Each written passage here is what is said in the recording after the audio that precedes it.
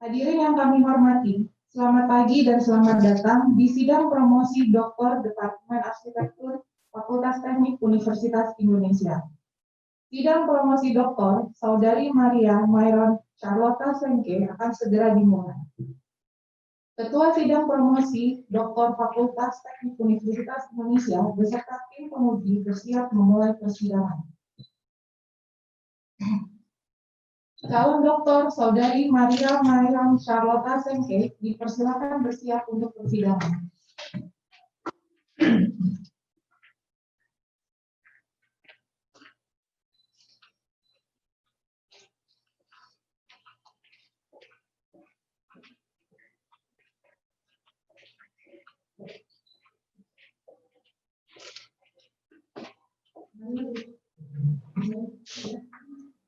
Ujian untuk memperoleh gelar doktor pada program studi arsitektur Fakultas Teknik Universitas Indonesia dimulai. Baik, bismillahirrahmanirrahim. Assalamualaikum warahmatullahi wabarakatuh. Selamat pagi dan salam sejahtera untuk kita semuanya. Ini saya panggilnya Mbak atau Ibu atau apa nih, karena nggak kelihatan wajahnya. Mbak Maria, siap ya, hari ini akan dilakukan ujian promosi Anda? Siap. Baik, pada hari ini, Senin tanggal 3 Agustus 2020, sidang terbuka promosi doktor Universitas Indonesia dengan ini saya buka. Calon doktor Saudari Maria Myron Charlotta Sengke, mohon maaf kalau saya salah spell. Sidang terbuka promosi doktor yang saat ini berlangsung akan mengajukan pertanyaan atau sanggahan atas disertasi saudari yang berjudul Kerentangan Visual dalam Pengalaman Melihat oleh Pasien pada Arsitektur Lingkungan Kesehatan. Sebelumnya, kami perkenalkan terlebih dahulu nama tim penguji sidang promosi doktor, karena ini pasti akan sangat baik untuk peserta-peserta yang mengikuti ujian promosi doktor ini yang menggunakan channel YouTube. Sebagai ketua sidang adalah saya sendiri, Henry D.S. Budiono. Kemudian promotor adalah Profesor Paramita Atmodiwiryo, ST, MArs, PhD. Selamat pagi, Bu Mita. Sebagai co-promotor adalah Prof. Yandi Andri Yatmo. Aduh, ini susah juga nih. ST. Yang paling nggak salah ini kalau Bu Mita yang bicara pasti nggak salah. MArs, PhD. Kemudian penguji ini adalah Dr. Insinyur Dalhar Susanto sebagai Ketua Departemen Teknik Arsitektur juga tentunya. Ketua Departemen Arsitektur, waduh saya nanti dimarahin. Kemudian yang kedua, Insinyur Eva Wani Elisa M.Eng PhD. Ohayo gozaimasu. Kemudian Dr. Insinyur Ahmad Heri Fuad M.Eng. Ini juga ohayo gozaimasu pastinya. Mina genki dene. Kemudian Ibu Kristanti Dewi Paramita SArs, MA PhD, nggak ada hubungannya sama promotor, tapi memang namanya pakai Paramita ini. Kemudian yang kelima, terima kasih yang kami hormati, yang dan selalu setia kalau diundang oleh Departemen Arsitektur FT sudah mau hadir, yaitu Dr. Eng Hanson Endra Kusuma ST M.Eng. Demikian dan selanjutnya saya persilahkan kepada Prof. Paramita Atmodiwiryo ST MArs PhD selaku promotor untuk memulai ujian ini. Saya persilakan. Terima kasih kepada Bapak Presiden. Calon doktor Saudari Maria Myron Charlotta Sengke, saya persilakan untuk membacakan secara singkat ringkasan atau inti dari disertasi saudari selama maksimal 30 menit.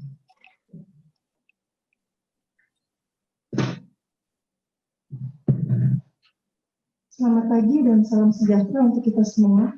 Yang saya hormati Ketua Sidang Dr. Insinyur Henry Dwi Saktiorati Budiono M.Eng, promotor Ibu Profesor Paramita Atmodiwiryo ST MArs PhD, kopromotor Bapak Profesor Yandi Andriatmo STMR PhD, dan para penguji Bapak Dr. Ing Insinyur Dalhar Susanto, Ibu Insinyur Evawani Elisa MM PhD, Ibu Kristanti Dewi Paramita SARS MA PhD, Bapak Dr. Insinyur MM Ahmad Heri Fuad, dan Bapak Dr. Eng Hansan Endra Kusuma STM. Perkenankan saya membacakan ringkasan disertasi saya sebagai berikut. Disertasi ini berjudul Kerentangan Visual dalam Pengalaman Melihat oleh Pasien pada Arsitektur Lingkungan Kesehatan. Kerentangan visual dalam arsitektur dilatar belakangi oleh visibilitas ruang yang dialami secara berbeda bagi pengguna ruang tertentu.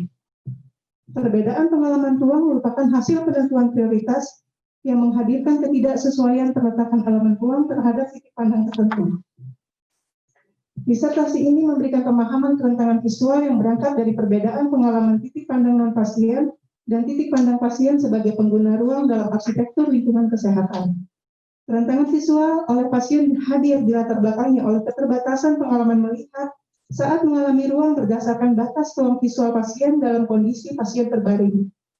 Kerentangan visual hadir sebagai manifestasi praktik keseharian dalam proses pemulihan pada kondisi pasien berbaring saat mengalami ruang pada lingkungan pemulihan pasien melalui pengalaman melihat. Dalam menempati ruang sebagai lingkungan hidupnya, pasien tidak dapat memisahkan keterlibatan posisi dan kondisi tubuh berbaring dalam pengalaman kesehariannya. Manifestasi pengalaman pasien saat mengalami ruang terkait dengan hasil manifestasi pengalaman arsitek dalam mendesain ruang pasien yang melewati proses desain dalam menetapkan prioritas kepentingan ragam pengguna ruang antara pasien dan non-pasien. Proses desain dengan memenangkan titik pandang non-pasien dalam menetapkan prioritas kepentingan pengguna ruang terhadap ruang pemulihan pasien, menghadirkan incomplete parts atau ketidakutuhan bagian-bagian pembentuk elemen ruang terhadap visibilitas ruang pada titik pandang pasien. Ide mengenai incomplete parts dalam ruang pandang pasien saat mengalami ruang pemulihan mengantar kepada perlunya sebuah pendekatan baru di dalam arsitektur, yakni melalui pertemuan mekanisme melihat dan peluang lingkungan. Pertemuan mekanisme melihat dan peluang lingkungan mengungkap komponen pembentuk pengalaman melihat saat mengalami ruang. Keterbatasan tentang visual dalam pengalaman melihat terbentuk oleh komponen pandangan periferal dan pandangan fokus yang menentukan batas kemampuan lingkungan untuk terlihat dalam komponen keseluruhan dan bagiannya pada ruang pandang. Pertemuan komponen mekanisme melihat dan peluang lingkungan dalam pengalaman pasien menghasilkan incomplete parts yang membawa kepada ide ketidakutuhan arsitektur dalam isu keterbatasan kapasitas melihat dalam mempersepsikan ruang. Pada saat arsitektur dijelaskan oleh Pallasmaa, Kafka, dan Forti sebagai ruang yang dialami secara keseluruhan, disanggah oleh Peikoff, Oakley, dan Ford bahwa ruang dialami sebagian dan bukan keseluruhan, sebagai akibat dari adanya keterbatasan kapasitas seseorang dalam mengalami ruang. Maka penelitian ini memposisikan diri untuk mengisi celah melalui pemahaman bahwa pengalaman sebagian ruang membangun keseluruhan ruang pada ruang pandang. Pertanyaan utama dari penelitian ini ialah bagaimana terjadinya mekanisme melihat dengan keterbatasan ruang pandang dalam membentuk pengalaman visual pada ruang, yang kemudian dilanjutkan kepada dua pertanyaan untuk menjawab pertanyaan tersebut, yakni apa keterkaitan antara posisi relasi peletakan pasien di ruang pasien dan elemen ruang terhadap posisi pada ruang pandang sebagai pengamat?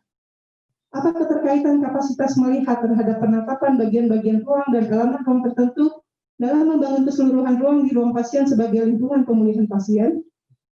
Penelitian ini merupakan penelitian kuantitatif dengan pendekatan simulasi pada studi kasus ruang pasien. Penelitian kuantitatif dilakukan dengan melakukan beberapa perhitungan, yakni perhitungan terhadap komponen gambar pandangan pembentuk ruang pandang sebagai aplikasi dari diskusi relasi mekanisme melihat terhadap peluang lingkungan, perhitungan rasio region terhadap scene dan ruang pandang sebagai aplikasi dari diskusi melihat sebagian dan keseluruhan terhadap bagian dan keutuhan ruang, kemudian perhitungan nilai kriteria pengidentifikasi karakter sebagai aplikasi dari diskusi identifikasi karakter PAM, dan perhitungan relasi posisi scene dalam sistem koordinat ruang pandang terhadap kriteria pengidentifikasi karakter sebagai aplikasi dari diskusi bagian yang membangun keseluruhan. Perhitungan ini menghubungkan data komponen dan data setting, perletakan elemen ruang dan titik pandang untuk mengetahui relasi, aspek-aspek, serta proses penangkapan gambar pandangan dalam membangun keseluruhan ruang pandang. Penelitian bertujuan untuk mengembangkan teori tentang mengalami ruang melalui pengalaman melihat dari arsitektur lingkungan kesehatan. Penelitian ini menghasilkan dua temuan utama, yaitu egocentric dan unencountered. Egocentric merupakan sebuah konsep di dalam teori Gibson yang ditemukan di dalam fenomena dalam penelitian ini pada saat rentang visual mengungkap pengalaman melihat sebagian yang hanya dapat dialami oleh pasien dalam kondisi tertentu. Sementara unencountered merupakan istilah yang dipilih berbasis pertemuan mekanisme melihat dan peluang lingkungan untuk mewakili ide pada saat rentang visual mengungkap tidak ada pertemuan antara peletakan elemen ruang terhadap rentang visual pasien. Egocentrik merupakan pengalaman pasien yang terungkap pada saat hasil perhitungan komponen pengalaman melihat saat mengalami ruang terhubung dengan data dan kondisi pasien terhadap lingkungan pemulihannya, yang membuka keterbatasan pengalaman ruang melalui pengalaman melihat pasien dan hanya terjadi pada kondisi tertentu, baik posisi dan aksis dari pasien. Pengalaman yang hanya dialami oleh pasien merupakan hasil penentuan prioritas yang diabaikan terhadap pengalaman pengguna orang lainnya. Temuan selanjutnya menjelaskan tentang visual dalam keterbatasannya yang mengungkap terjadinya unencountered atau tidak adanya pertemuan antara peletakan elemen ruang terhadap rentang visual pasien. Peletakan elemen-elemen ruang dalam konfigurasi ruang hanya dilihat sebagian sebagai bagian ruang yang tidak lengkap. Hal ini merupakan hasil performa yang mendominasi dari pandangan fokus dan keterbatasan lingkup dari pandangan periferal dalam menangkap ruang secara keseluruhan. Egocentrik yang membawa kepada unencountered terungkap melalui 4 aspek, yakni rasio skala region terhadap scene dan ruang pandang, peletakan elemen arsitektural, identifikasi path, dan dominasi area region. Relasi mekanisme melihat pasien dan peluang visibilitas ruang pemulihan mengungkap keterbatasan pengalaman ruang melalui pengalaman melihat pasien. Dalam kondisi tertentu pada sebuah konfigurasi ruang, pada konteks ruang pasien, 4 pasien dan 1 pasien di salah satu rumah sakit swasta di Depok. Perbedaan beberapa titik pandang mengungkap pengalaman ruang melalui pengalaman melihat yang berbeda pada setiap titik pandang pasien. Pengalaman ruang yang hanya dialami pada masing-masing titik pandang kemudian selanjutnya disebut sebagai egocentrik. Perbedaan relasi peletakan posisi pasien dan elemen ruang diikuti dengan perbedaan unencountered dalam pengalaman ruang pada masing-masing titik pandang.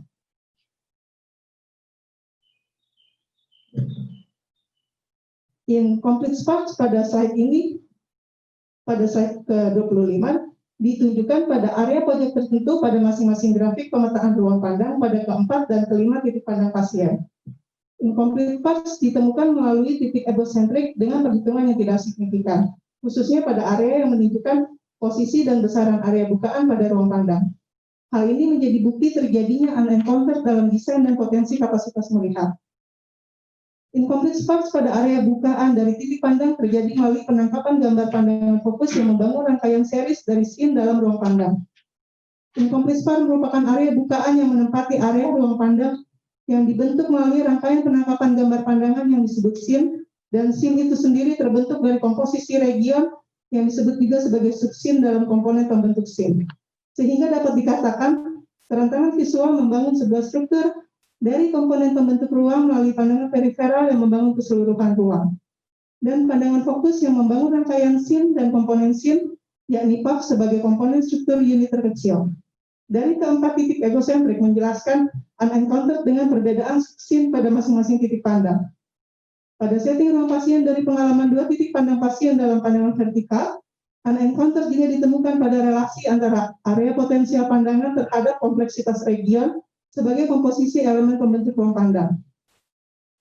Pada setiap scene dalam membangun ruang pandang, perhitungan pada area pandangan vertikal mengungkap rasio prosentase path terhadap scene, yang menunjukkan bahwa pada area pandangan vertikal superior tidak ditemukan kompleksitas objek visual dalam ruang pandang, dan sebaliknya kompleksitas ditemukan pada area pandangan vertikal inferior.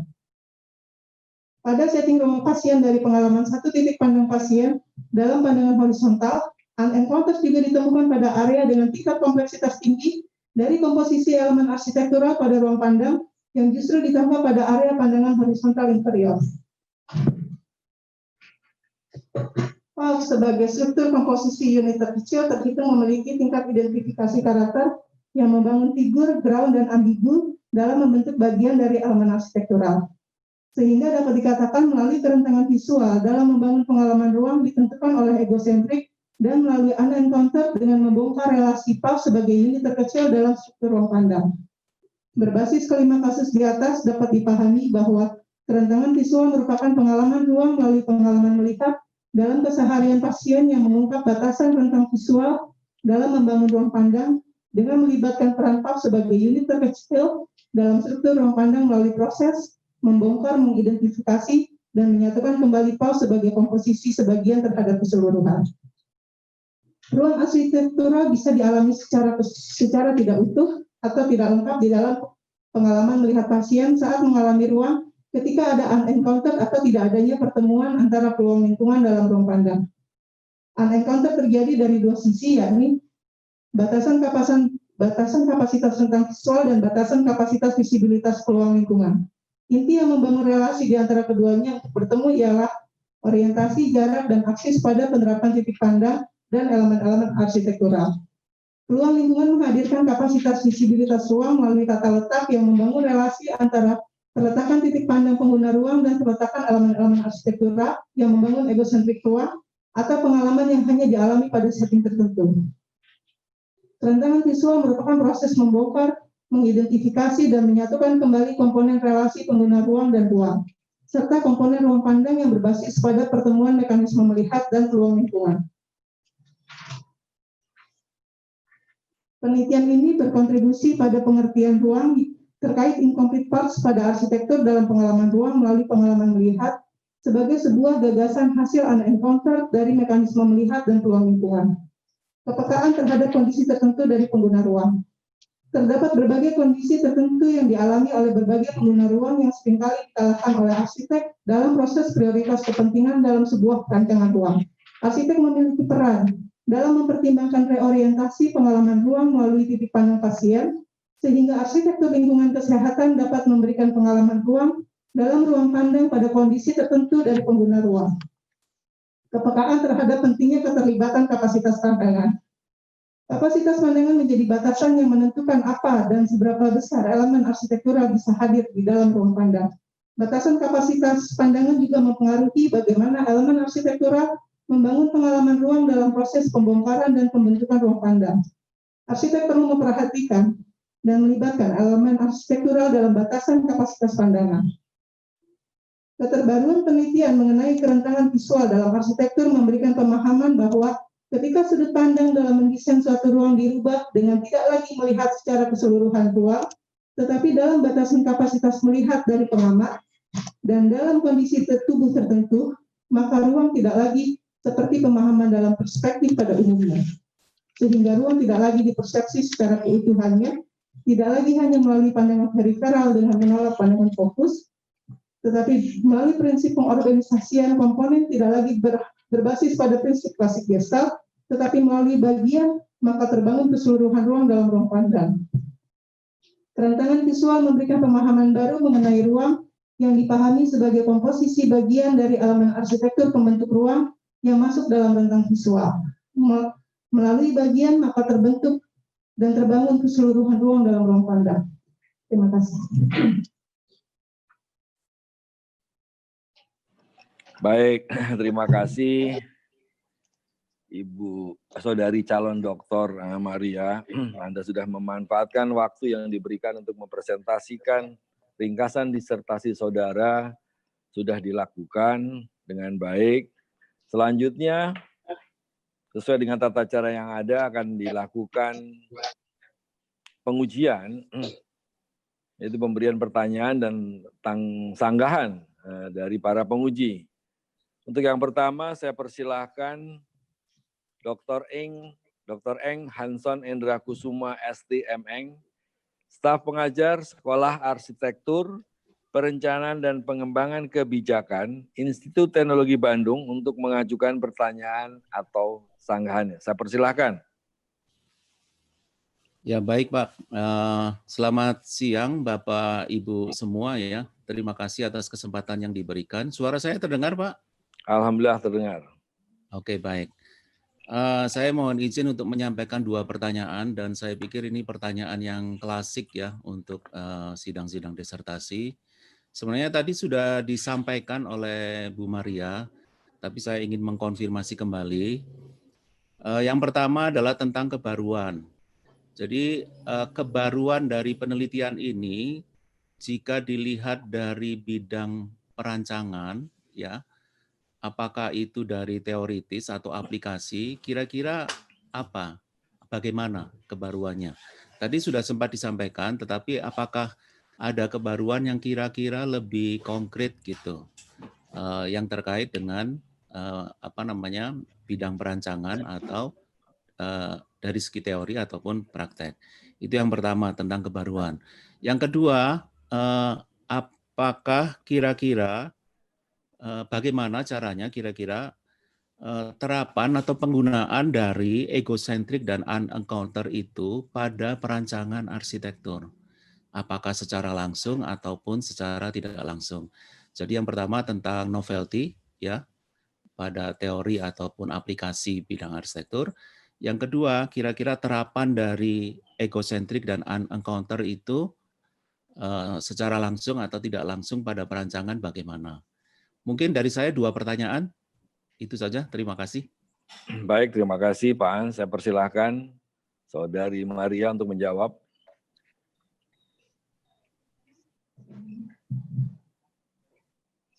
Terima kasih atas pertanyaannya. Yang saya hormati Dr. M. Hasan Hendra Kusuma, STME. Perkenalkan saya untuk menjawab pertanyaan Bapak. Yang pertama ialah mengenai kebaruan penelitian secara teoritisnya terkait dengan penelitian saya. Kemudian yang kedua adalah bagaimana terapan egocentrik dan unencounter di dalam arsitektur secara langsung maupun tidak langsung. Untuk pertanyaan yang pertama, saya akan mencoba untuk menjawab. Secara teoritis, penelitian saya mengisi sebuah celah di dalam diskusi teoritis arsitektur antara ecological optik dari Gibson dan teori Gestalt yang sama ini dipakai secara di dalam prinsip klasiknya. Celah yang terjadi yang saya isi ialah pada di dalam ecological optik, pengalaman melihat ruang seringkali didiskusikan dengan terbatas kepada proyektif bagaimana proses mekanisme melihat itu terjadi dengan melibatkan sense dan bagaimana peluang lingkungan itu bisa tertangkap di dalam mekanisme melihat tersebut. Tetapi Gibson melalui ecological optiknya sangat terbatas dan hanya berhenti pada pertemuan secara proyektif tersebut. Sementara pertentangan di dalam Gestalt dalam memaknai apa yang dialami itu pun juga tidak melibatkan peluang lingkungan dan melibatkan peran pengamat di dalamnya, sehingga saya mengisi celah di situ dengan menempatkan adanya pertemuan mekanisme melihat dengan peluang lingkungan yang menghubungkan antara relasi pengamat dan lingkungannya melalui peran dari relasi tubuh dan lingkungan. Untuk yang pertanyaan kedua, terapan egocentrik dan unencounter dalam arsitektur, saya menerapkan penerapannya melalui perletakan terhadap posisi dan aksis dari pasien di dalam lingkungan untuk menghasilkan sebuah pengalaman egosentrik atau pengalaman yang hanya dialami oleh pasien, dan penerapan secara tidak langsung saya menerapkan peran dari unencounter untuk merepresentasikan pengalaman yang hanya dialami oleh pasien tersebut, sehingga pengalaman pasien dapat direpresentasikan secara visual di dalam pemetaan melalui aksis dan koordinat dari pengalaman ruang pandang. Sekian jawaban yang saya sampaikan. Baik, terima kasih. Bagaimana Pak Hans? Apakah cukup? Kalau boleh, kira-kira konkretnya, boleh menambahkan ya Pak ya? Boleh, silahkan. Ya, kira-kira bagaimana, apakah ada kemungkinan ya terapan secara konkret di ruang pasien? Silakan. Ya, penerapan secara konkret di dalam ruang pasien ini, saya berusaha untuk melihat bagaimana relasi antara pasien di dalam peletakannya dengan peletakan elemen-elemen ruang yang membangun pengalaman ruang di dalam ruang pandang pasien, sehingga penerapannya ialah dengan melalui pemetaan dalam konsep unencountered yang saya temukan, itu bisa membantu proses desain sehingga tidak lagi hanya terbatas dari pertimbangan arsitektur dalam fungsi ruang selama ini, tetapi juga bisa membangun pengalaman dari sudut pandang pengalaman pasien melalui perletakan pasien dan perletakan dari elemen ruang untuk membangun sebuah relasi itu sehingga bisa terjadi. Baik, cukup ya Pak? Ya, cukup Pak. Terima kasih. Terima kasih Dr. Hans.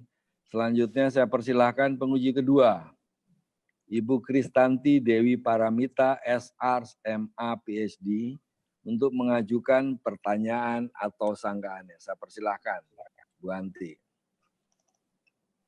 Terima kasih Pak Mika. Benar ya. Mbak Maria, terima kasih presentasinya. Saya juga ada 2 pertanyaan seperti yang pertama, mungkin tadi belum menjawab, tapi saya yakin pasti ada yang terdapat. Implikasi presentasi Anda atau kontribusinya terhadap metodologi seperti apa bisa disampaikan. Lalu yang kedua, bagaimana Mbak Maria melihat potensi penelitian lanjutan atau pengembangan dari disertasi Mbak Maria atau temuan yang Mbak Maria dapat saat ini. Terima kasih. Terima kasih atas pertanyaannya. Yang saya hormati Ibu Kristanti Dewi Paramita, SR, PhD. Perkenankan saya untuk menjawab pertanyaan yang terkait mengenai yang pertama adalah kontribusi metodologi, kemudian yang kedua adalah potensi penelitian untuk pengembangan penelitian selanjutnya. Terkait dengan kontribusi metodologi, dalam penelitian saya berusaha untuk mengisi bagaimana menghubungkan antara atau melanjutkan perkembangan metodologi yang terakhir digunakan terkait dalam diskusi pengalaman melihat dan pengalaman melihat saat mengalami ruang. Banyak metodologi yang sudah digunakan itu menggunakan teknologi terakhir dengan melibatkan perhitungan komputasi. Sehingga saya melakukan pendekatan kuantitatif dengan metode simulasi dan saya menghasilkan sebuah temuan dengan metode tersebut, yakni dengan cara pemetaan secara visual dan menghasilkan sistem koordinat untuk merepresentasikan dan membuka peluang secara objektif sehingga pengalaman diceritakan sebagaimana karakter dari peluang lingkungan itu untuk berbicara, sehingga tidak lagi melalui persepsi secara subjektif. Untuk pertanyaan yang kedua, yaitu potensi penelitian. Potensi penelitian yang saya ingin sampaikan supaya untuk memberikan peluang terhadap penelitian-penelitian terbaru, yaitu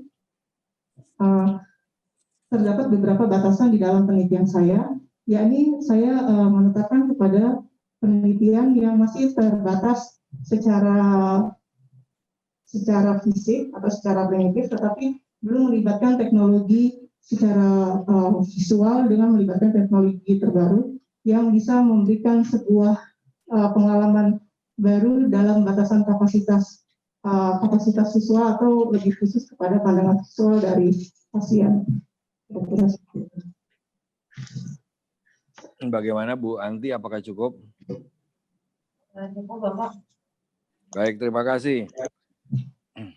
Selanjutnya saya persilakan penguji yang ketiga, Dr. Insinyur Ahmad Heri Fuad, Master of Engineering, untuk mengajukan pertanyaan atau sanggahannya.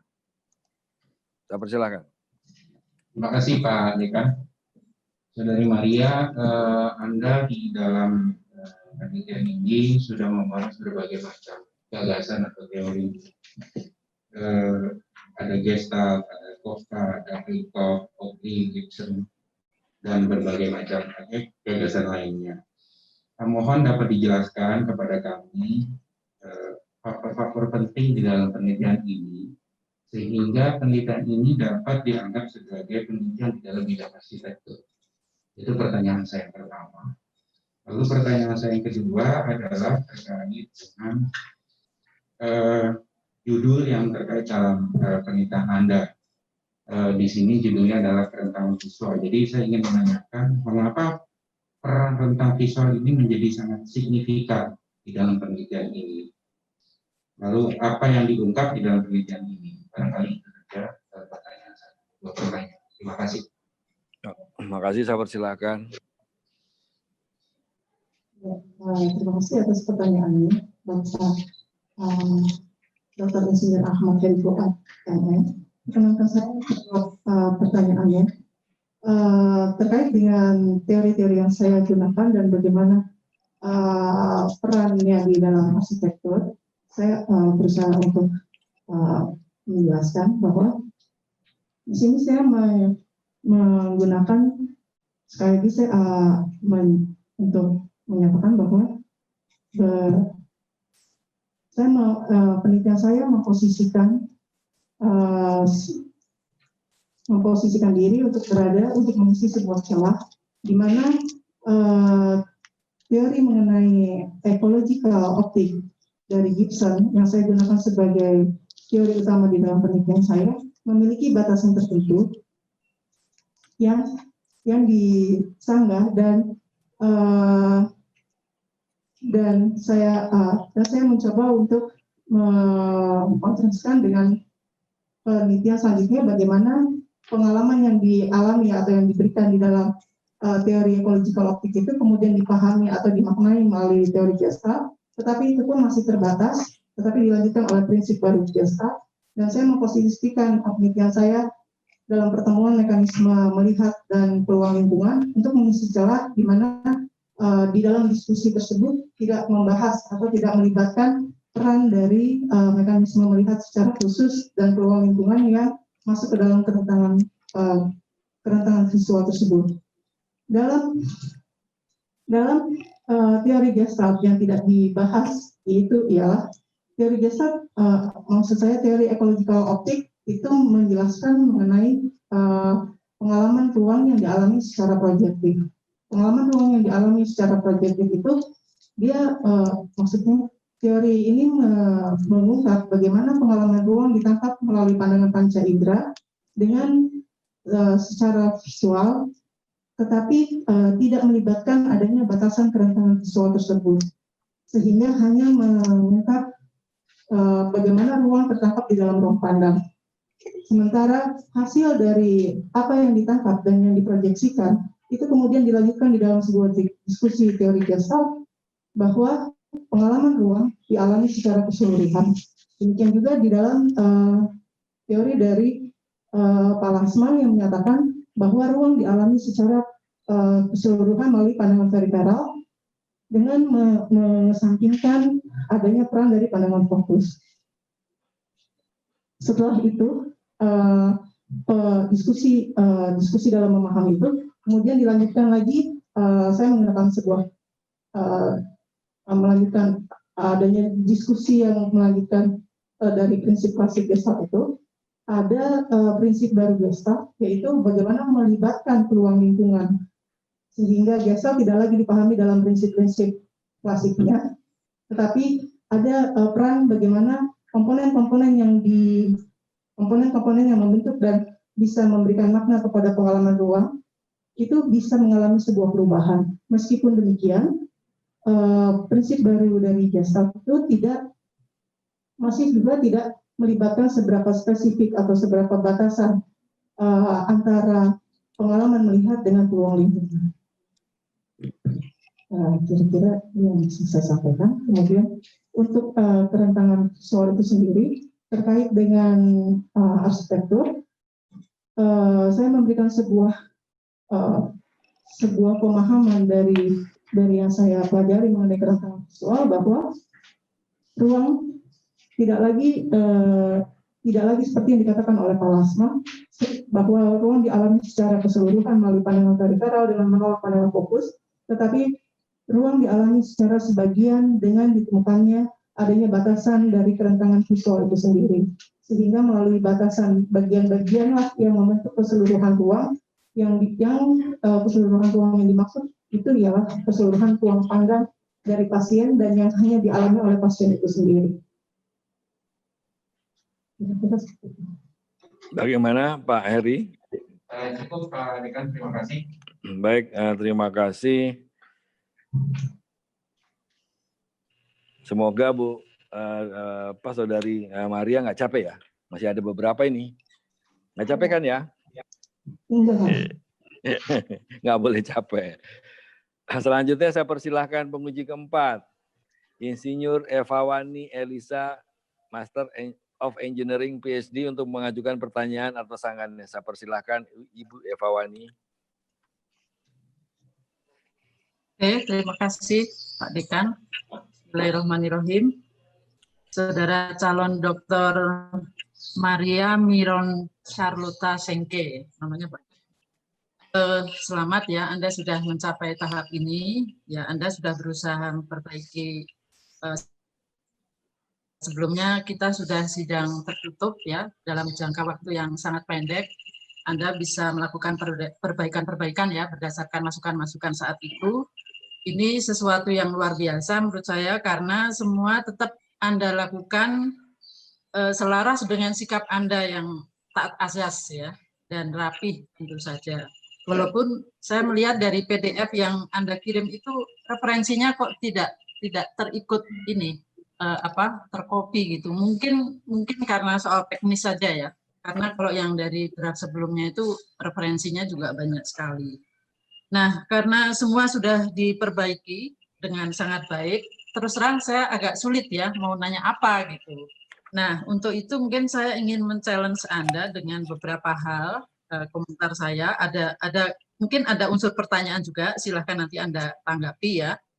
Yang pertama terkait dengan teorinya Juhani Palasma ya. Ini tadi juga berkali-kali disebut, itu kan dari buku yang The Eye of the Skin ya. Kita mungkin semua tahu ya, buku klasiknya ini sudah dibaca oleh banyak orang dan sebetulnya Palasma ini kan profesional ya. Dia sendiri juga menyatakan bahwa sebetulnya ini bukan teori. Dia bilang itu adalah sebuah paparan refleksi sebuah pengalaman dia. Bahkan dia dengan rendah hati menyatakan sebetulnya itu sangat spekulasi ya bukunya itu. Gitu. Nah, kalau kita lihat sebetulnya Palasma ini justru menyatakan bahwa selama ini konsep pandangan itu menjadi semacam privilege gitu loh ya di dalam dunia arsitektur ya. Bahkan dia menyatakan istilahnya itu intellectual game surface only. Jadi arsitektur modern terutama yang didorong oleh kapitalisme dan sebagainya itu dia kritik terlalu menekankan aspek visual. Itu yang dia nyatakan. Sehingga dia menyatakan bahwa kalau hanya sekedar visual itu tidak cukup ya karena buku itu sangat menekankan unsur sense ya, unsur sense. Sementara di halaman 164 ya Anda juga tadi sudah disampaikan bahwa penelitian ini oposisi terhadap pernyataan Palasma tadi ya. Nah, saya khawatir mungkin sebetulnya yang dimaksud itu bukan hanya sekedar visual ya, dia sebetulnya juga ada aspek lain yang terkait dengan sense tadi, yang mana sebetulnya di dalam riset Anda tidak melihat faktor itu ya. Begitu sandingkan dengan Palasma ada sesuatu yang missing ini kelihatannya. Itu yang pertama ya.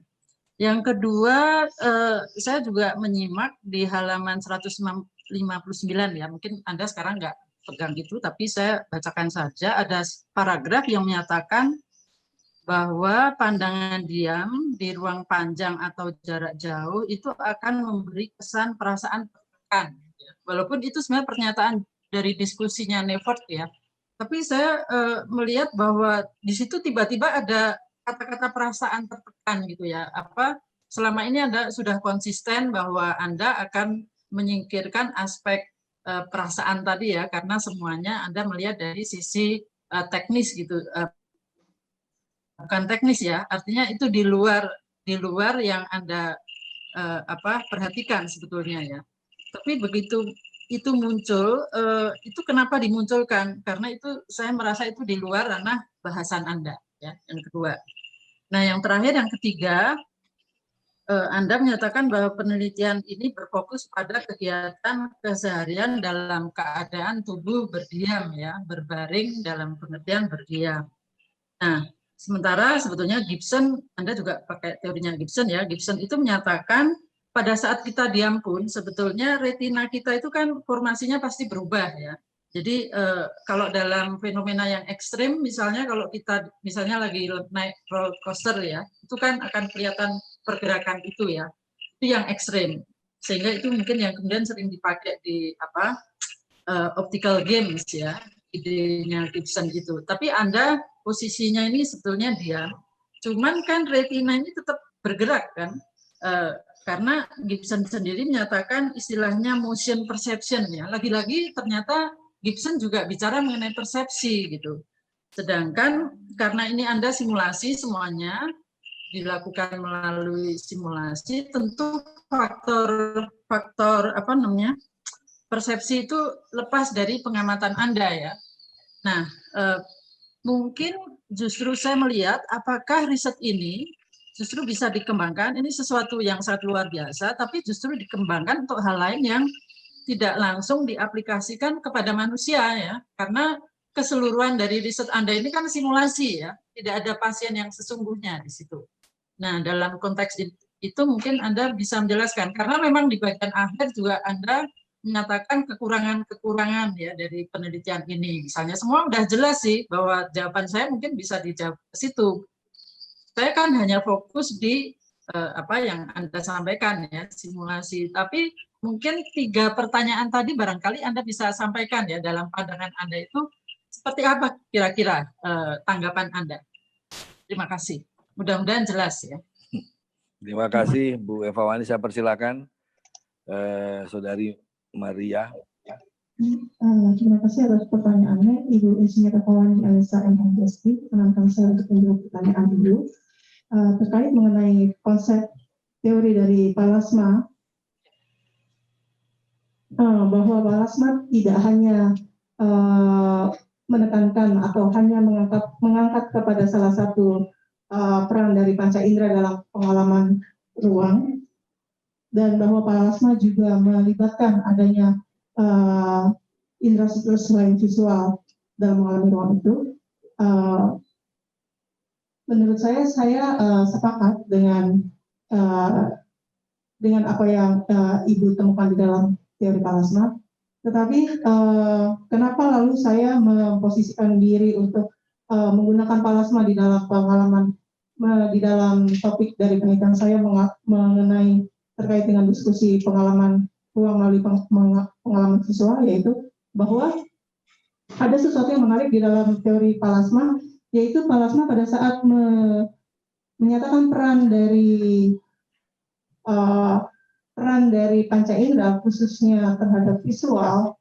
Pallasmaa tidak menjelaskan adanya komponen-komponen di dalam mekanisme melihat tersebut, sehingga itu membawa sebuah pemahaman terhadap ruang menjadi berbeda jika saya tidak melanjutkan di titik itu. Pada titik itu, Pallasmaa memang menyebutkan peran yang lain, tetapi untuk visual, dia pada saat menyatakan pengalaman ruang, menyatakan bahwa pengalaman ruang hanya dialami oleh pandangan periferal, sehingga ruang dialami secara keseluruhan. Dan menolak bagaimana pengalaman ruang itu tidak bisa dialami secara sebagian. Hal ini mengarah kepada bagaimana selanjutnya pengalaman ruang itu melibatkan perasaan superior dari pengamat.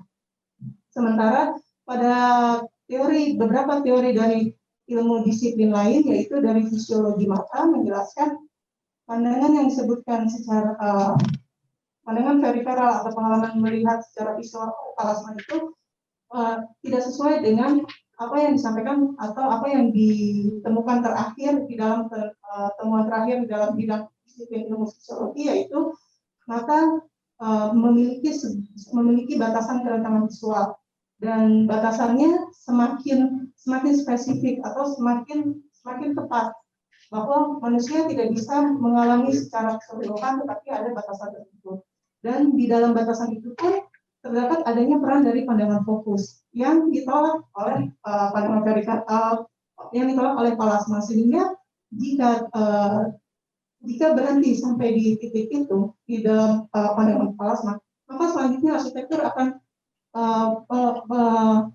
tetap berada di dalam pemahaman ruang yang disampaikan oleh Palasma, meskipun itu tidak berbasis kepada penelitian-penelitian sekarang yang dihasilkan dari temuan-temuan penelitian itu. Tetapi teori Palasma cukup banyak digunakan sebagai konsep di dalam pemahaman ruang. Sehingga saya menggunakan pendekatan dari disiplin ilmu lain mengenai kapasitas dan batasan dari mekanisme melihat untuk memperjelas bagaimana ruang tidak dipahami secara keseluruhan tetapi sebagian. Tetapi meskipun demikian, saya tidak memposisikan diri untuk melihat secara sebagian dengan menolak keseluruhan, tetapi melalui bagian-bagian itu dan relasinya, maka membentuk keseluruhan ruang melalui bagian tersebut. Dan mengenai dominasi visual yang disampaikan juga oleh Palasma pada saat dia menyatakan bahwa pengalaman ruang tidak hanya dialami secara visual dan terlalu banyak ruang yang mendiskusikan di dalam diskusi di dominasi visual. Saya melihat ada kecenderungan atau ada sejarah yang menekankan kepada dominasi visual tersebut. Tetapi di satu sisi, seiring berjalannya waktu sampai sekarang ini, penelitian semakin berkembang, sementara arsitektur seperti sudah meninggalkan diskusi visual tersebut dan berusaha untuk melibatkan adanya peran-peran panca indera lainnya. Tetapi kesenjangannya dirasakan cukup jauh pada saat dari sisi teknologi sudah menyampaikan ada peluang untuk menggunakan komputasi secara visual. Kemudian dari sisi fisiologi juga ditemukan ada peluang untuk menggunakan hasil temuan mereka terbaru mengenai batasan kerentanan visual. Sehingga meskipun ada dominasi visual, tetapi sudah ditinggalkan karena beriring ada kelanjutan dari penelitian lainnya, saya berusaha untuk menggunakan penelitian terakhir untuk mengisi gap tersebut. Kemudian untuk pertanyaan kedua mengenai perasaan tertekan, di sini saya menekankan kepada persepsi secara objektif, sehingga Ibu mengatakan bahwa ini menjadi kontradiksi dengan pernyataan saya. Perasaan tertekan yang saya gunakan tidak saya gunakan sebagai konsep inti di dalam penelitian, tetapi saya tidak mengabaikan bahwa ada peran dari perasaan tertekan tersebut terkait dengan proses pemulihan dari pasien dari konsep psikoneuroimunologi yang dibawakan oleh Suresh, bahwa persepsi objektif atau pemetaan peluang lingkungan yang saya lakukan di dalam penelitian saya itu bisa memberikan sebuah kontribusi terhadap pemulihan pasien dengan melibatkan apa yang ditangkap oleh lingkungan, kemudian diserap oleh panca indera, khususnya indera visual, kemudian bisa mempengaruhi memori atau bekerjanya saraf di dalam tubuh untuk memerintahkan organ-organ di dalam tubuh dan yang bisa mempengaruhi kepada peningkatan imunitas tubuh. Untuk pertanyaan yang ketiga mengenai berdiam, mengenai posisi pasien berdiam dan ada gerak lokomotif tertentu, di sini saya melihat bahwa ada sebuah peluang bahwa dari pengalaman pasien saat berdiam, pengalaman tersebut tetap melibatkan adanya gerakan yang paling kecil, yaitu gerakan lokomotif itu. Sementara gerakan tersebut menghasilkan adanya series dari pandangan fokus yang menghasilkan pandangan periferal keseluruhan, sehingga itu membatasi bagaimana informasi visual atau elemen-elemen arsitektural menjadi informasi visual itu bisa masuk ke dalam ruang pandang, dan itu menentukan seberapa besar signifikansinya, seberapa besar peluang dari arsitektur bisa membangun sebuah pengalaman ruang di dalam pasien. Kira-kira seperti itu jawabannya. Bagaimana Bu Evawani, cukup? Bu, masih di mute, Bu. Oke, menurut saya jawaban Maria sangat mengesankan, terutama yang pertama ya, kaitannya dengan Palasma tadi menjawab dengan bagus, dan yang kedua itu justru bisa menjadi sebuah peluang yang luar biasa ya untuk yang kedua dan ketiga ya untuk penelitian berikutnya. Terima kasih, Pak. Baik, terima kasih. Sudah cukup, Bu, Pak. Ya, terima kasih Bu Evawani. Sekarang giliran Dr. Ing Insinyur Dalhar Susanto. Saya persilakan untuk memberikan pertanyaan dan sanggahannya. Terima kasih Pak Dekan. Sebetulnya saya hanya ingin meneruskan apa yang ditanyakan oleh para penguji sebelumnya, Pak Anson, Bu Elisa, juga Pak Heri, Pak Bu Kristanti ya. Tapi saya ingin mengapresiasi dulu apa yang sudah Anda hasilkan di dalam disertasi Anda ini, terutama temuan bahwa betapa pentingnya ruang pandang dan rentang pandang itu ya, oleh seorang pasien yang posisinya tetap dalam jangka waktu yang panjang, yang punya pengaruh sebetulnya terhadap pengalaman ruang yang bersangkutan. Dan pada akhirnya kita berharap itu berpengaruh juga terhadap kondisi pemulihan pasien. Nah, ini saya pikir satu temuan yang penting yang Anda rekomendasikan bahwa selama ini hal itu diabaikan oleh arsitek di dalam menata ruang. Begitu ya? Ya.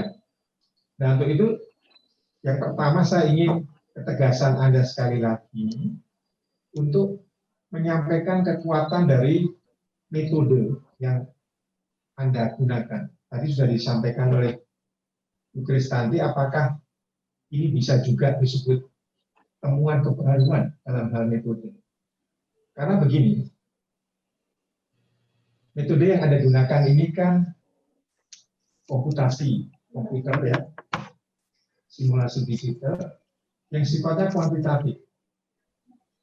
Sedangkan kalau ujungnya adalah pengalaman ruang dari seorang pasien, sifatnya tentunya personal yang berkaitan dengan persepsi dan lain sebagainya. Nah, sudah dijelaskan dalam disertasi Anda, tapi saya ingin mendapatkan ketegasan sekali lagi di sini. Kekuatan dari metode simulasi dalam penelitian Anda. Ya. Nah, ini berkaitan dengan pertanyaan yang kedua. Sejauh mana Anda menarik penelitian Anda ini ke ranah kesehatan? Atau batasannya sejauh mana? Karena kalau kita melihat mekanisme melihat ya, dalam satu sisi, kemudian di sisi lain ada peluang lingkungan yang nantinya akan membentuk pengalaman melihat, ya, atau pengalaman ruang dari seorang pasien. Kembali ke metode yang sifatnya kuantitatif itu, padahal melihat ini sifatnya sensorik. Walaupun fisika, tetapi melibatkan proses di dalam tubuh yang sifatnya psikologis dan biologis. Ya. Dan sekali lagi, batasannya sampai sejauh mana penelitian Anda. Dan kalau tadi Pak Anson juga sudah mempertanyakan ya, bagaimana Anda menarik ini ke ranah kesehatan secara praktikal, dan saya ingin mendapat jawaban yang lebih jauh. Apakah ada peluang-peluang lain, tidak hanya sekedar pemetaan ruang tadi Anda sebut-sebut, pemetaan ruang dan penataan ruang, penataan peletakan pasien. Ya. Apakah ada peluang-peluang lain menarik penelitian Anda ini ke ranah kesehatan, yang mungkin bisa saja menjadi titik awal hubungan penelitian Anda ini ke ranah yang tadi sifatnya lebih psikologis dan biologis. Itu Saudara Maria. Terima kasih. Terima kasih atas pertanyaannya. Bapak Dr. Insinyur Dahar Susanto, perkenalkan saya untuk menjawab pertanyaan Bapak. Mungkin saya ringkas sedikit pertanyaannya menjadi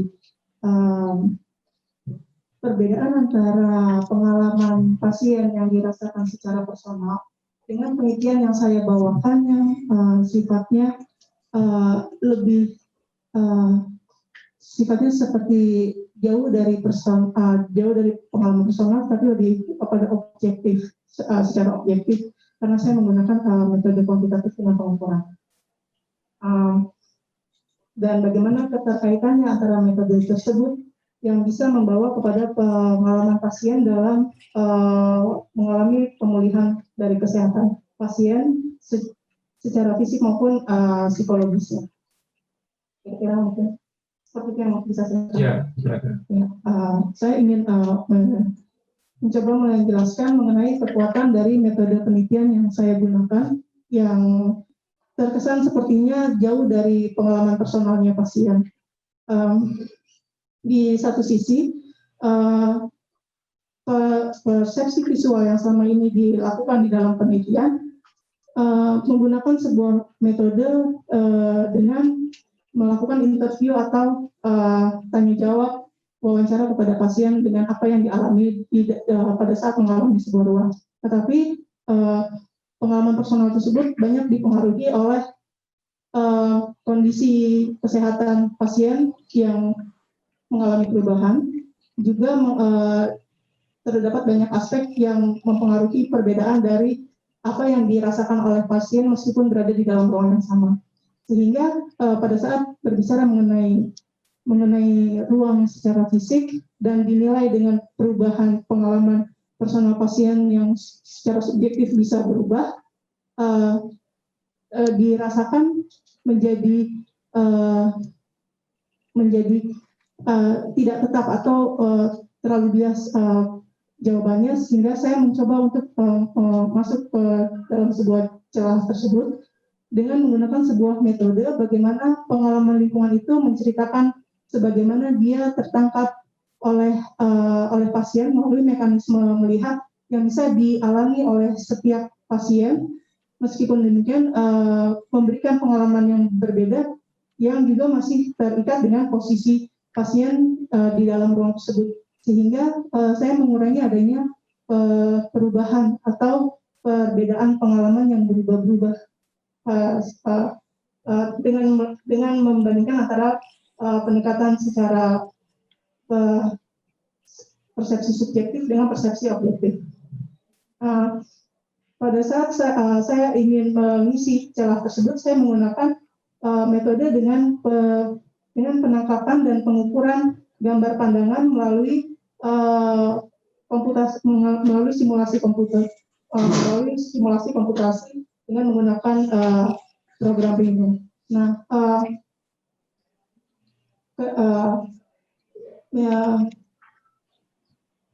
yang menjadi kekuatan dari metode saya yaitu pengalaman ruang pasien ditampilkan atau direpresentasikan sehingga pengalaman tersebut seolah-olah kita bisa berada di dalam titik dari sudut pandang pasien yang sebetulnya tidak bisa dialami oleh siapapun, tetapi dengan pemetaan itu kita bisa melihat apa yang benar-benar dia tangkap dan bagaimana lingkungan ditangkap oleh pasien tersebut secara objektif. Dan melalui pemetaan yang saya lakukan, tidak hanya merepresentasikan sebuah pengalaman visual, tapi juga memberikan sebuah pengalaman, sebuah sistem koordinat yang lebih spesifik yang menunjukkan relasi antara peletakan elemen lingkungan dengan titik posisi pada pemetaan dari ruang pandang yang dialami oleh pasien. Pada saat saya menemukan adanya relasi yang lebih spesifik tersebut, itu menjadi sebuah kekuatan bahwa selama ini tidak lagi terbatas dengan penelitian yang selama ini saya pelajari, yaitu dengan adanya kebijakan bukaan maka bisa memberikan pemulihan kepada pasien seperti pada penelitian Ulrich dan beberapa penelitian lainnya. Sehingga dengan metode yang saya gunakan tidak semata-mata dengan keberadaan dari elemen arsitektural tertentu, tetapi saya juga membawakan ada sebuah yang lebih spesifik, yang lebih detail terhadap peletakan dan terhadap relasi elemen dengan pandangan pasien terkait dengan ranah kesehatan dan sejauh mana penelitian yang saya lakukan bisa memberikan pengaruh kepada kesehatan pasien, yaitu dengan pada saat kita memetakan adanya pengalaman visual pasien, kita bisa mengetahui seberapa jauh peran dari lingkungan secara terukur, sehingga di dalam perancangan bisa mengukur tingkatan dari kompleksitas informasi visual yang akan diberikan kepada pasien, dan itu bisa terhubung dengan bagaimana pasien bisa mengalami pemulihan terkait dengan banyaknya informasi visual yang diterima oleh pasien. Semakin sedikit, beberapa penelitian menyatakan memberikan pengalaman yang kurang atau memberikan perasaan bosan terhadap ruang. Kemudian semakin banyak juga justru bisa memberikan beban pengalaman terhadap pasien, sehingga dengan pengukuran yang saya lakukan bisa memberikan sebuah kontribusi terkait dengan pengalaman kesehatan pasien lebih spesifik. Cukup Pak Dekan.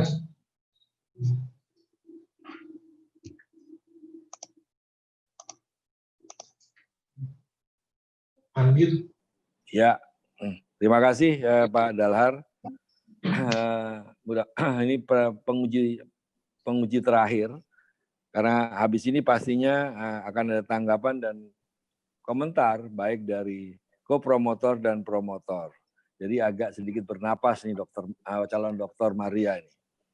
Saya persilahkan kopromotor Profesor Yandi Andri Yatmo STM PhD, Guru Besar Universitas Indonesia, untuk menyampaikan tanggapan dan komentarnya. Tidak harus bertanya ya Pak. Terima kasih, saya persilakan. Ya, terima kasih Pak Ketua. Ya, sudah tenang ya. Sedikit ya. Apa yang dilakukan oleh Maria merupakan bagian dari roadmap cluster design. Jadi kami di Departemen Arsitektur, terutama cluster design, kita 4-5 tahun yang lalu pada waktu Maria hadir, itu kami merisetkan arsitektur terkait dengan kesehatan. Nah, riset arsitektur terkait kesehatan tidak umum di Indonesia, dan kita sangat tertinggal akan hal itu. Maka dari itu, saya menghargai keberanian Maria mau untuk nyemplung ke dalam arsitektur kesehatan, karena umumnya arsitek-arsitek atau akademisi di Indonesia bahkan sampai sekarang relevan untuk masuk ke dalam itu. Nah, apalagi dengan kondisi sekarang COVID, arsitektur menjadi sangat signifikan dilihat dari apa itu terkait dengan kesehatan. Dan apa yang dilakukan Maria sudah pasti akan memberikan kontribusi yang sangat bagus, dan nevertheless kita harus mulai sesuatu terkait dengan arsitektur kesehatan ini, karena kita masih itu yang ingin saya sampaikan. Selamat sudah sejauh itu sudah bisa mempublikasi, sudah bisa meletakkan nama Indonesia internasional terkait arsitektur kesehatan. Kemudian memang kalau kita bicara tentang visual persepsi, bukan visual persepsi, persepsi visual studies, kalau kita bongkar jurnal utamanya IB dan IB, mungkin di situ bisa dibaca itu ada Nasar, Anyu, ada Kaplan, dan seterusnya. Nah, mereka memang membawa visual tadi ini, visual perspektif ini ke dalam ranah kuantifikasi. Nah, dulu teknik yang dulu kebanyakan dengan fotografi atau pengalaman langsung, itu kemudian saya referensi di belakangan dengan kemampuan komputer dan seterusnya, kemampuan ini bisa mensimulasikan data dan kita bisa melihat aspek langsung sehingga kuantifikasinya bisa lebih terukur dan aspek signifikansinya kita bisa lakukan ketahui di koordinat yang mana dan seperti apa. Dan ini saya pikir apa yang dilakukan oleh Maria mencoba untuk masuk ke dalam sana, dan saya melihat ini menjadi sangat penting karena posisi signifikan dari sebuah objek itu karena kita ketahui penyembuhan pasien dipengaruhi oleh dia bisa mendapatkan wajahnya seperti apa. Nah, posisi signifikan dari objek itu pasti akan mempengaruhi terhadap wajahnya dan pada akhirnya akan mempengaruhi tingkat percepatan kesembuhan dari si pasien. Dan ini kan yang kemudian. Nah,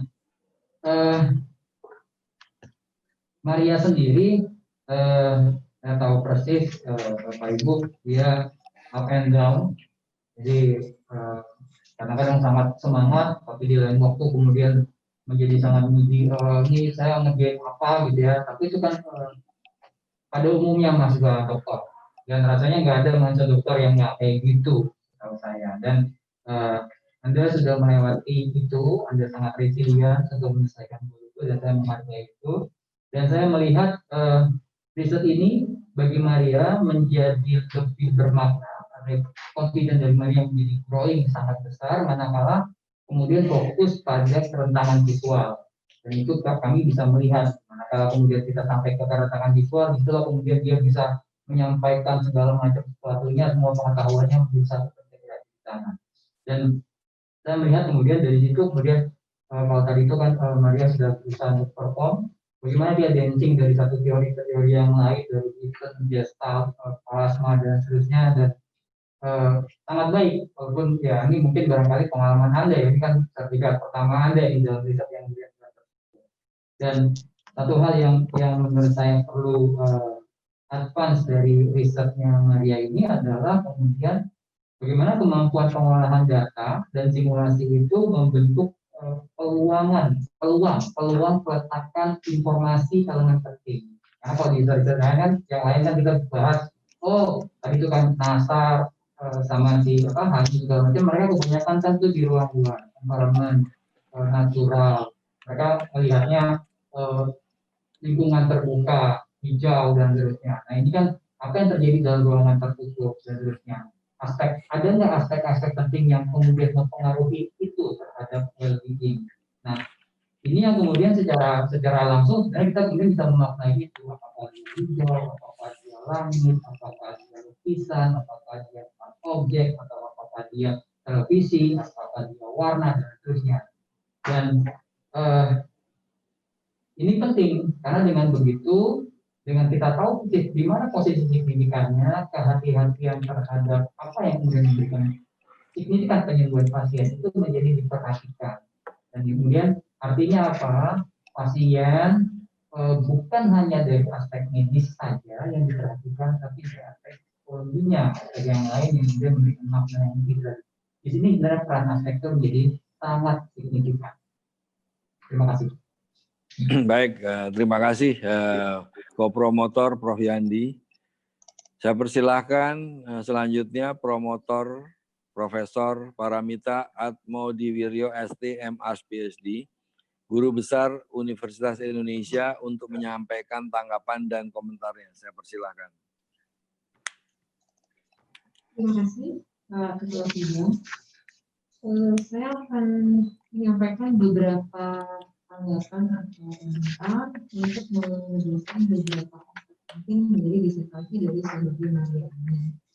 Ada 3 hal yang ingin saya sampaikan, 3 utama yang saya sampaikan di sini. Yang pertama adalah saya menilai bahwa disertasi dari Saudari Maria ini merupakan sebuah upaya penelusuran mengenai pengalaman yang dialami melalui keterbatasan melihat. Kontribusi dari disertasi ini terletak pada temuannya mengenai incomplete parts dan unencountered yang menunjukkan pentingnya kerentanan visual dalam pengetahuan mekanisme. Ketidaksesuaian antara elemen ruang yang ada dengan elemen ruang yang terlihat menunjukkan adanya ketidaksesuaian antara informasi yang tersedia dengan yang ditangkap oleh kamera. Dalam disertasi ini, Saudari Maria mencoba untuk menunjukkan bahwa pengetahuan kita selama ini mengenai elemen arsitektural perlu dikoreksi. Jadi bukan hanya elemen arsitektural, tapi harus elemen arsitektural yang masuk dalam ruang pandang. Hal ini menjadi penting karena konten dari informasi dapat menjadi elemen distraksi positif bagi pasien dalam proses penjelasannya. Konten yang minim informasi akibat ruang pandang yang terbatas perlu menjadi penting. Sehingga dari penelitian yang dilakukan oleh Maria ini, kita bisa mengetahui bahwa perancangan ruang sekarang tidak lagi dilihat sebagai mengatur komposisi elemen. Tetapi perancangan ruang itu sebetulnya adalah mengatur informasi yang dibutuhkan agar masuk ke dalam ruang pandang.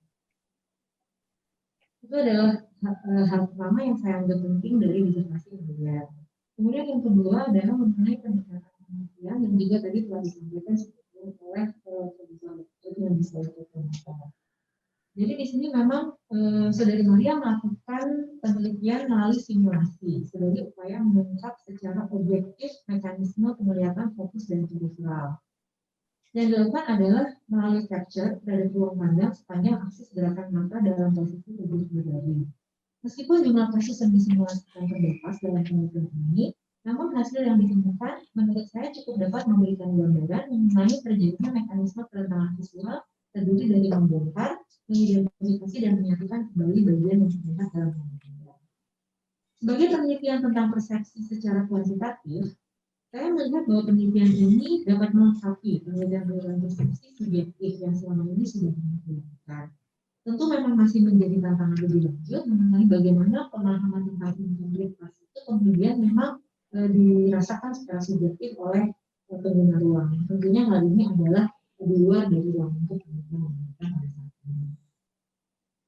Kemudian penelitian ini juga ada keterbatasan dalam mekanisme melihat yang dapat disimulasikan. Untuk itu tentu kita bisa melihat bersama bahwa di sini ada peluang untuk penelitian lebih lanjut untuk mengetahui berlangsungnya mekanisme tersebut dengan mempertimbangkan bekerja mata dalam kondisi mata. Penelitian ini dapat dilanjutkan dengan teknik-teknik lain seperti virtual reality atau teknik-teknik lain yang dapat mengungkap pengalaman gerak mata yang spontan dan gerak lokomotif yang lebih dinamis. Selain itu, penelitian lebih lanjut untuk mengetahui secara lebih terperinci struktur dari konten visual dari ruang pandang yang ditangkap juga dapat memperoleh pengetahuan dalam kajian visual kualitatif. Kemudian poin ketiga yang saya anggap penting dari disertasi ini adalah terbukanya peran dari pengetahuan arsitektur, khususnya di sini pengetahuan mengenai persepsi ruang secara visual untuk bisa berperan dalam pemulihan kondisi kesehatan pasien. Hal ini juga sudah disampaikan oleh beberapa peneliti sebelumnya. Sehingga saya memang berharap agar penelitian semacam ini bisa menjadi peluang untuk membuka kesadaran kita semua bahwa penting untuk melakukan penelitian dalam rangka mendukung kesehatan manusia dan membuka juga peluang untuk riset secara berdasarkan. Demikian 3 hal penting yang saya anggap merupakan inti dari disertasi Maria yang dapat memberikan kontribusi terhadap informasi. Terima kasih. Baik, terima kasih Ibu Promotor. Memang saya bukan orang arsitek, akan tapi saya orang teknik mesin, akan tapi ini jadi suatu hal yang menarik disertasi pada yang disampaikan oleh calon dokter Maria ini. Karena biasanya kalau contohnya teknik mesin, kita pasang air condition, ya kita pasang saja. Memang ada batasan dan sebagainya. Tentunya dengan diingatkan dengan adanya kerentanan visual ini juga tentunya nanti tidak akan bisa lebih melengkapi. Intinya adalah sebenarnya tidak hanya berbicara arsitektur saja ke depannya, tapi mungkin lebih kepada multidisiplin, ini akan lebih menarik lagi. Memang jadi lebih kompleks, kan, tapi mudah-mudahan tujuannya bisa lebih tercapai, pasiennya bisa cepat sehat. Baik, mungkin kita akan coba akhiri sesi yang pertama. Jadi ujian telah berakhir, izinkanlah kami mengadakan sidang tertutup untuk melakukan penilaian. dan sidang kami skors paling lama 15 menit.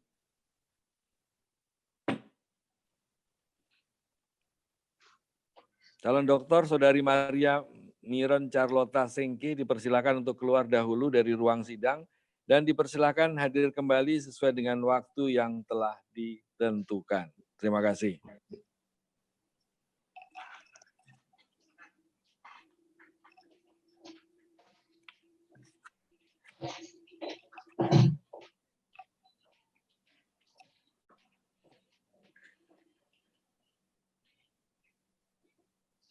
Ketua Sidang Promosi Doktor Fakultas Teknik Universitas Indonesia beserta tim penguji mengadakan sidang tertutup.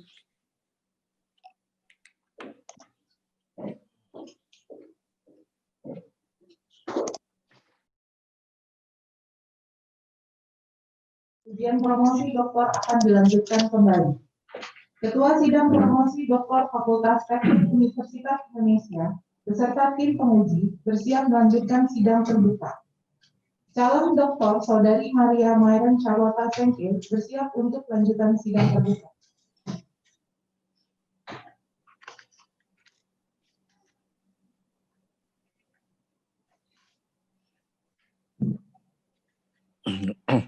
Baik, saya mulai kembali. Sidang terbuka promosi doktor Universitas Indonesia, saya buka kembali. Calon doktor Saudari Maria Miron Charlotta Sengke. Kami telah mempelajari disertasi yang saudari ajukan kepada kami, serta memperhatikan pembelaan saudari atas pertanyaan dan sanggahan dari pihak kami. Promotor yang diketuai oleh Profesor Paramita Atmodiwiryo STMArs PhD menyampaikan keterangan mengenai pengembangan keahlian saudari, dan Ketua Program Studi Arsitektur telah pula melaporkan ujian proposal riset dan ujian hasil riset saudari. Berdasarkan semua itu, tim penguji memutuskan untuk mengangkat saudari Maria Miron Charlotta Sengke menjadi doktor dalam program studi arsitektur dengan yudisium sangat memuaskan, A, dengan nilai angka 95,4.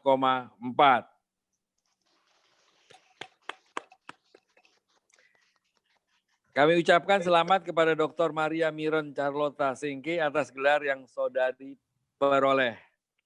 Selanjutnya saya persilahkan promotor untuk menyampaikan sambutannya.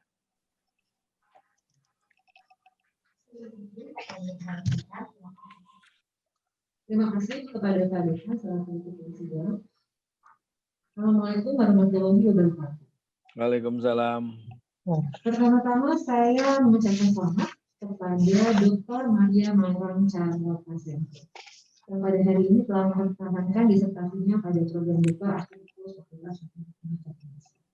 Selamat ya Maria, sudah tidak diberikan lagi. Ya, terima kasih juga saya ucapkan kepada Dekan TUI selaku ketua sidang ini beserta seluruh penguji, termasuk kepada Pak Hanson yang sudah menguji dari jauh dan jauh atas segala masukan dan komentar yang telah diberikan kepada saudari Dr. Maria. Maria sudah menempuh perjalanan yang cukup panjang sampai hari ini melalui berbagai kesulitan. Selama mendampingi Maria bersama Prof. selama beberapa tahun terakhir ini, kami melihat perkembangan yang sangat pesat dari Maria. Mulai dari yang tadinya sangat sulit untuk sintesis bacaan-bacaan yang dipakai, sampai dengan mencari formulasi pertanyaan penelitian apa yang tepat, kemudian menguasai perangkat digital untuk teknik presentasi ruang dilakukan, sampai dengan mempelajari teknik analisis dengan kehidupan lab, dan tidak kalah sulitnya adalah tahap penulisan disertasi yang harus bolak-balik diperbaiki terus-menerus. Termasuk juga satu hal yang kami lihat adalah Maria sudah belajar untuk mengatasi ketakutannya untuk bicara di depan publik. Jadi kalau beberapa tahun yang lalu, Maria kalau diminta untuk bicara di depan kelas atau bahkan di depan sekelompok teman-teman yang lain, biasanya selalu grogi. Hari ini kita bisa melihat bahwa Maria bisa melalui semua itu dengan baik, dan dapat secara percaya diri menyampaikan argumen dan pembelaan disertasi. Tadi juga telah disampaikan di dalam sesi ujian bahwa penelitian yang dilakukan Maria ini adalah bagian dari kluster ini, yaitu kluster perancangan arsitektur. Penelitian Maria ini merupakan bagian dari agenda penelitian mengenai arsitektur kehidupan yang merupakan bidang kajian yang cukup krusial pada beberapa tahun belakangan ini. Apalagi dalam kondisi pandemi saat ini, di mana kepedulian terhadap kesehatan harus diletakkan dalam agenda penting bagi Maria selama ini terlibat dalam dialog yang cukup intensif di dalam bidang kajian ini, sudah menghasilkan publikasi terdiri dari satu artikel yang diterbitkan dalam Journal of Design and Built Environment yang saat ini terlihat fokus dengan peringkat Q2. Kemudian ada satu artikel jurnal lain juga yang sedang dalam proses itu, dari sebuah jurnal internasional, dan sejumlah artikel dalam prosedur konferensi internasional, baik di luar maupun di dalam.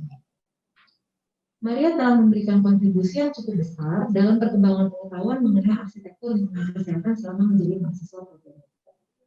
Tentu kami berharap bahwa pengalaman mengerjakan disertasi dokter ini dapat memberikan bekal bagi Maria dalam proses ilmiah, dan kami tentunya menunggu kajian-kajian selanjutnya secara mandiri yang dilakukan oleh Dr. Maria untuk dapat memberikan manfaat bagi pengembangan arsitektur dan juga tentunya untuk memberi manfaat bagi kesehatan masyarakat. Sekali lagi saya ucapkan selamat pada Maria. Semoga ilmu yang diperoleh selama menjalankan studi dokter ini baik. Terima kasih. Assalamualaikum warahmatullahi wabarakatuh. Waalaikumsalam.